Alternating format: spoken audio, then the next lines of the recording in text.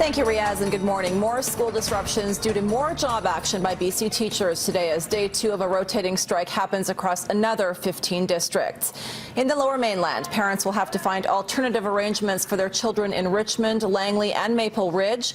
Members of the BCTF and their employers remain divided over pay, class size and classroom support.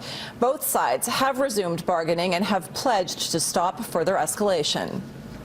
And as the employers, we feel compelled to get some clarity from independent advice, because what's coming out of BCPC and government seems to be often changing by the day. Lack of consistency, and it doesn't seem they've really done their legal homework before saying some of the things they've been saying.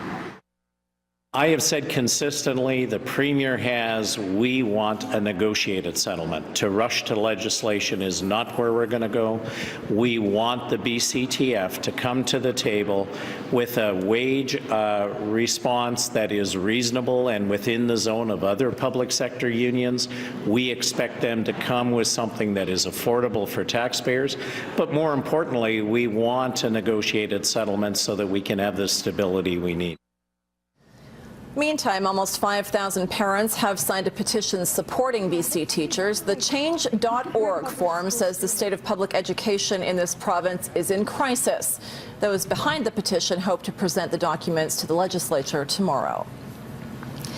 Vancouver police are stepping up patrols in Stanley Park after a sexual assault in broad daylight. For more on this story, we join reporter Greg Harper in Stanley Park. Greg?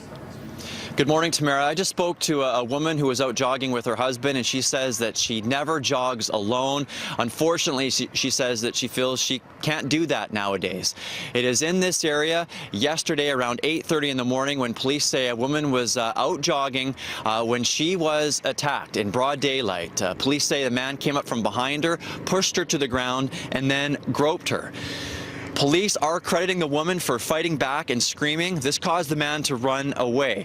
The woman is obviously very shaken up by the incident, but fortunately for her, she wasn't physically hurt in the attack. I jog here fairly frequently, and I usually keep my eyes open. I think it's shocking, but it happens. And, well, everyone should be vigilant. Once police were notified, they were there fairly quickly. And again, park board staff, because it was 8:30, they were there in the area as well quite quickly because they were working in the park. And it was a joint effort between the park board staff and the police to try and get as many people in the park looking for this person as they could. Unfortunately, they weren't able to find the person.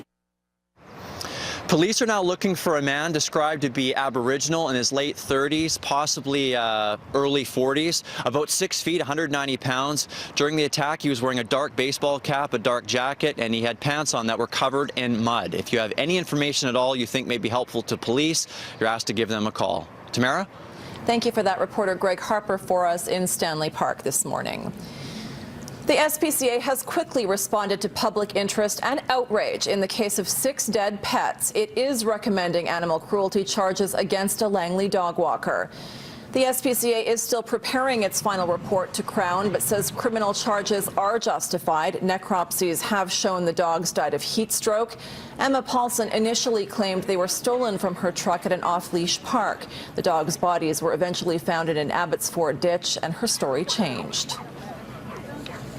I think over the past years we've seen more importance put on these animal cruelty cases. I think there's a combination of a lack of understanding on how, what elements are involved in an animal cruelty case, and also how important these cases are. Paulson's dog was one of the 6 that died. If charges are laid and she's convicted, she faces a fine, jail time, and she could be banned from owning animals. The accused killer of a hockey mom remains in custody this morning after making his first court appearance. Yosef Gopal only spoke while confirming his last name at Surrey Court. The 27-year-old will appear again next month. His lawyer has been given time to review the case. Gopal is charged with second-degree murder in the death of Julie Pascal. She was attacked in December while waiting for her son outside Newton Arena. Canadians are once again dreaming of having their own tropical island, as the head of the Turks and Caicos says he remains open to the old notion of joining this country.